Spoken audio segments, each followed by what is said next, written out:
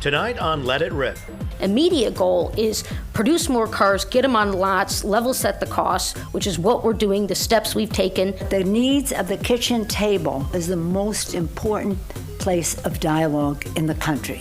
But what does the jury at your kitchen table think about electric vehicles? Two major investments into Michigan battery plants have some energized and others asking whether the buzz will wear off. Is the investment worth it? Both sides chime in. But first, you've seen the ads, seen the protests, but do you really understand what the proposals on the ballot are all about?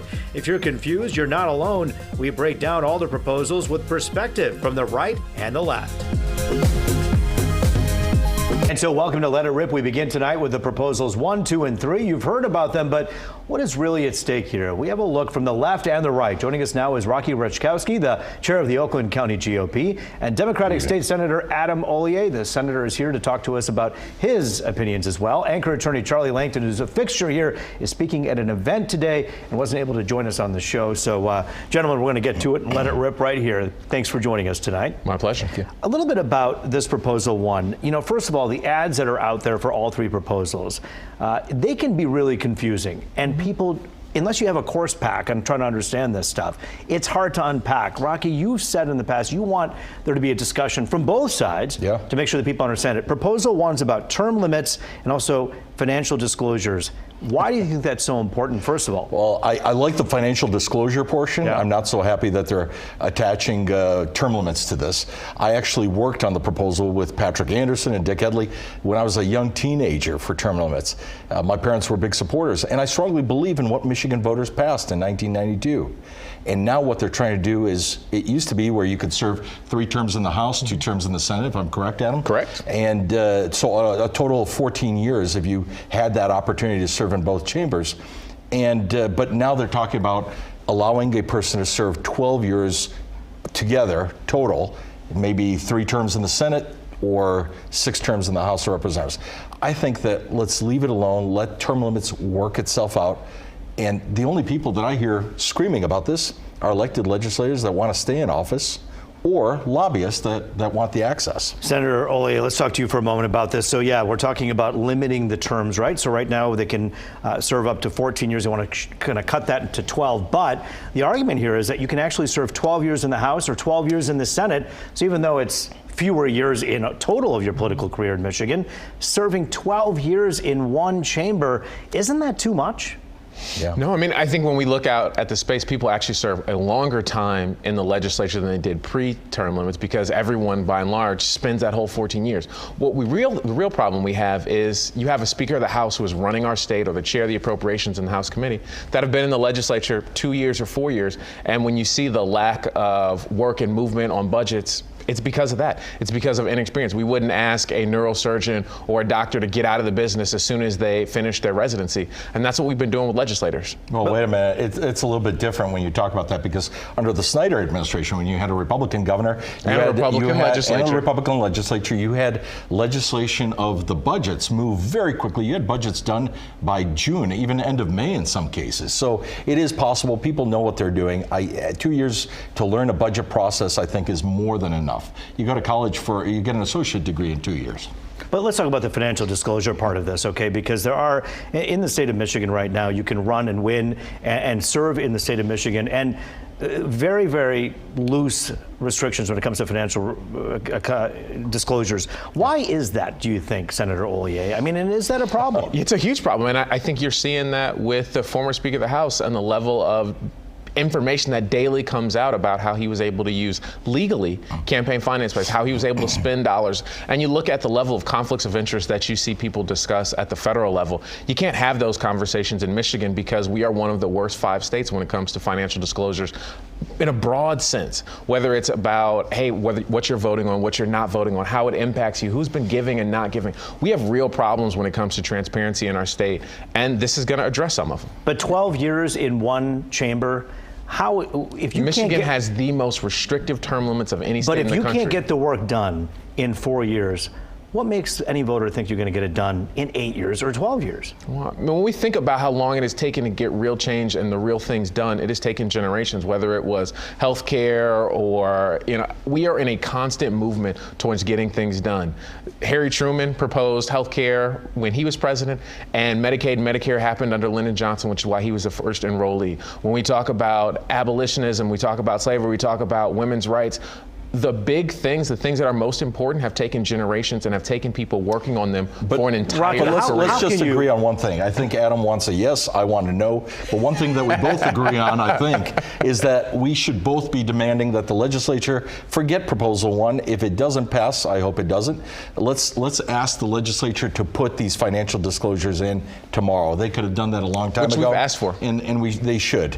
Well, when you take a look at someone like Governor Whitmer, who in the midst of a pandemic was, promised before that she would fix the damn roads, and everyone says, well, how come she didn't fix more roads? Well, there was kind of a little illness called COVID that happened in between that she was trying to manage. In 4 years, Tudor Dixon is arguing that this governor wasn't able to accomplish what she promised. 12 years for somebody in a chamber over here? I mean, the legislators are serving 12 years. By the way, during COVID, if you recall, that was the only thing that was being worked on were the roads. They were actually being worked on. Well, let's talk a little bit about Proposal 2 now. It's called Promote the Vote, putting voting powers in the state constitution. What a terrible, completely wrong that's what it's called. Title. And so it's a great title because that's what it does. So let's talk about what it does over here. We're talking about putting voting powers back in the state constitution, allowing, let's be honest, there's some things that some people are going to like on both sides here, but requiring military or overseas ballots counted if postmarked by Election Day. I know you're on board for that. You have to be on board with that. I do. I voted absentee. I know. What about the ID issue, though? This is where things get a little bit dicey. Michigan already has voter ID. What it would do is enshrine the rules that we have in the Constitution. Okay. As we talk about... What a political answer. It's not. It is. But Senator Ollier, let's be frank about what can happen here. If I don't have an ID and I don't have it with you, or if it's expired, or a variety of reasons that may happen. But if I don't have it with me or it's expired, I can still vote. What makes sure that my vote is legitimate? Of course, people fear perjury and don't want to be prosecuted for that. But outside of that, what stops someone from illegal voting? Experience. There are no documented cases in the state of Michigan of someone failing to vote legally because of an ID issue. It doesn't happen. But what we do have is a number of cases where people are turned away from the ballot because their license has expired, which happens disproportionately. Not true. Not true. Happens all the time. It's in the proposal. It's called a provisional ballot. People which can are go disproportionately and sign not an counted. affidavit. And what you're saying basically today is that folks, when you're watching those commercials on Proposal 2 showing that veteran talking about supporting people's rights to vote, it's not. What it's doing is basically saying that if you don't have your ID, it's right there. We can show it to everybody. You can pull this down off the web, off the Secretary of State website. Read the actual language of Proposal 2. It says that if you don't have a valid ID, you can go sign an affidavit and your ballot counts. That's exactly what it says. That's not what it says. Please read that paragraph and highlight. Please. We have read it, and it does allow someone to vote that day without an ID. Exactly. Of course, they can face by signing an affidavit saying they are who they are. That's the current law, and that's what it's going to be. And that still allows, but it allows for a provisional ballot. What this does is states that your ballot will be counted if you go in and you say you're somebody that you're not. And you sign an affidavit. What about the harassment? I want to talk read the paragraph. But we're talking about did you read Proposal 2? Absolutely. Adam? But we're talking about if you did, how could you say we're that? talking about what happens and what it means and how those things have been interpreted. So you have to read it to pass it to But hold on, Rocky. Let's talk for a moment about one of the reasons why this is something that's being discussed. The reason the Proposal 2 is even out there is to help people feel like they can go vote in a safe place without harassment. It's because Republicans what is your biggest worry about harassment and intimidation at the polling places? What's happening now that needs to stop? Yeah, we see people come with weapons at the polling locations. We see people come and stand over people as they're going. We see people at polling locations. I represent a largely immigrant community in Hamtramck, and we have seen people come back and say, hey, you can't vote if you don't have this. You know that you can't do it if you don't do that. We see that time and time again. All of that is illegal. You don't need Proposal 2, and Proposal 2 enshrines now that this illegality can continue. No, it does not. It states it right there. But Rocky, outside of this point that you keep bringing up, it's great to pull up something that no one can see. You're like, hey, here's my prop. Look it up on Secretary of State's website. Read the actual proposal. But Rocky, the harassment and the intimidation part of it. Yeah. when you're not representing members of a Sure. community who are disenfranchised and people who are minorities, you don't know what that feeling is Well, like no, to have I someone stand over you. completely So do. the question is, I completely do. but you don't know personally. Yeah. But you do know that it happens. Actually, I saw my grandmother when I voted with her as a young kid because she didn't speak English very well. I do. I think I do. That's why she we was can pass intimidated. proposal But two. here's the thing. What this goes beyond that. I think we can all agree Beyond that it we're to against. provide Hold on one more second. protection. I think we can all agree that we're against intimidation. Sure. That everybody's legal vote should be counted. What this goes on to say in Proposal 2, the first two paragraphs, it allows for corporations, if they feel unions, if they feel intimidated, that they could be sued. Are you kidding me? It takes away the First Amendment proposal rights. 2 will be on the ballot for everybody to decide. Vote no. Proposal, well, he's going to say vote yes. Proposal 3, it's in proposal his 3, interest. let's put this Why on the would it be in table. We my only have interest? about, Because it hold on allows one people second, access Senator to Ollier. vote? We only have about Okay. 3 minutes left on this segment. I want to get to proposal 3. Sure.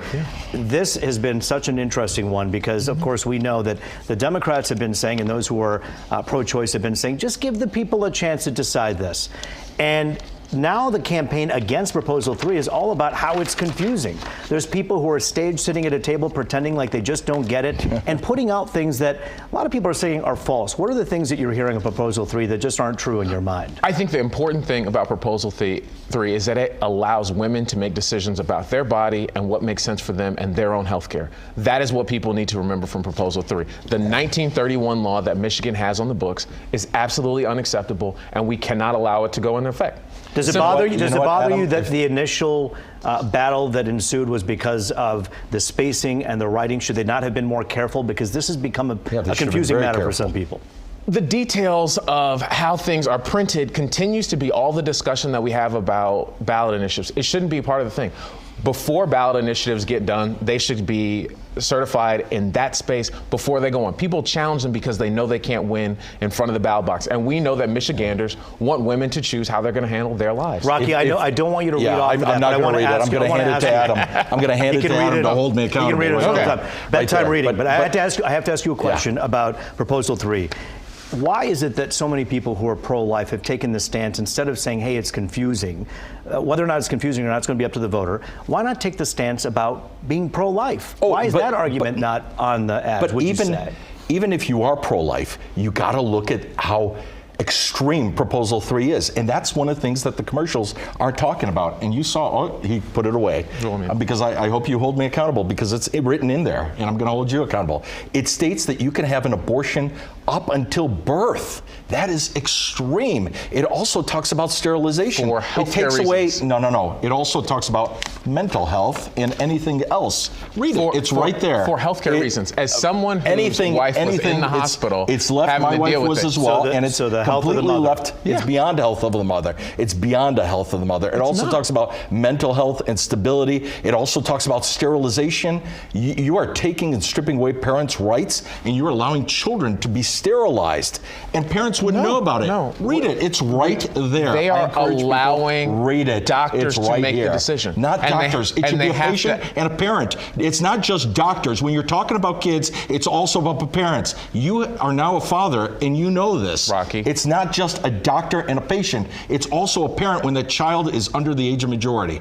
And that's why I get so heated. But should there because be I have a young daughter, But should too. there be Yeah. a doctor And she involved should in be the making those decision as well, decisions. making a medical Sure, but the recommendation? doctor should. But the law right doctor now should does be not giving allow her to make a information. decision. The patient should be making the decision. Which is what Proposal 3 does. No, it does not. It does does. not. It strips Well, parental rights. obviously, I it's encourage people, extremely look, clear. Read Look. it. It's extreme, and every time I hear projection, Extremely important. All of this is online, and actually, I'll check Yeah, the website. Secretary of State's It is from the website. Secretary of State. That's and what I pulled. if this is up to interpretation, that's something that we as voters need to do. So if you're sitting at home right now and you're Read it. wondering, trying to wade through some of these opinions, go to the Secretary of State website, take a look at it. It's not that hard to read. People will tell you. But it more is. than what's on- Check it just out on the for ballot. Sure. Rocky, Thank it's you. good to see you. Thank you Good for to see you joining us again. as always, Senator Good to see Ollier. you. Thank you so much.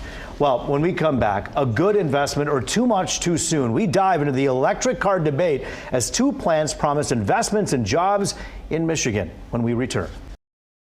Welcome back to Let It Rip. $4 billion. That's a combined investment into two EV battery factories in Michigan. Are we hedging our bets against an uncertain future or diving in to the real deal. Joining us now is Congresswoman Debbie Dingell. She's an advocate in support of the electrification. Also joining us is Jamie Rowe, a conservative commentator and consultant. He says we have to put the brakes on the overzealous bet on electric vehicles. And both of you, we thank you for joining us. We mentioned that our partner in crime, Charlie Langton, is out on the speaking circuit tonight, so he couldn't make it. But I will do some of the yelling for him tonight. No, I'm kidding, Charlie. Thanks. Always good to see you both. Congressman, we'll begin with you. This is a push that the president, the Speaker of the House, you, and everyone else, it seems, who bleeds blue, believes in when it comes to this electrification. Why is there such a prominent support around this with Democrats, would you say? So I'm actually going to say to you, this is not a blue issue and it's not a Democratic issue. I have been someone who has brought everybody to the table. When the Green New Deal was out there a couple of years ago, I did not sign on because labor was not at the table. And Jamie will remember the environmentalists sat in my office and people gave me a really hard time, and I said we need to put everybody at the table, listen to all the issues, sit down. But the fact of the matter is transportation contributes to more than 30% of carbon emissions in the world. And anybody who's not disturbed by the hurricanes, we just had one of the worst in the history of the United States, the flooding we've seen in Michigan, the wildfires in the West, it's real. Global warming is real. But Congressman, wouldn't you say that your colleagues who are Republicans and your colleagues who are Democrats, if you had to do a little count, you would say that most of the people in support of this EV movement are Democrats? I think that Democrats are supporting some of the work that needs to happen in Washington, but the policy to support it, but Republicans are too. And Woody, do you think the CEOs of the auto companies are Democrats?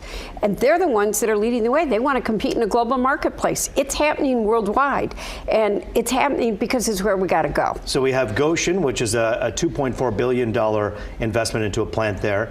Then we have the other one, of course, Arnex Energy in Van Buren Township. Jamie Rowe, you hear about the numbers talking about 4,000 jobs coming to the state of Michigan, and you still shake your head when you hear about all these promising headlines. Why? Well, number one, the Goshen plant that you mentioned is owned by the Chinese, number one, and we gave them $715 million of Michigan taxpayer money to the Communist Chinese to build a plant in Big Rapids.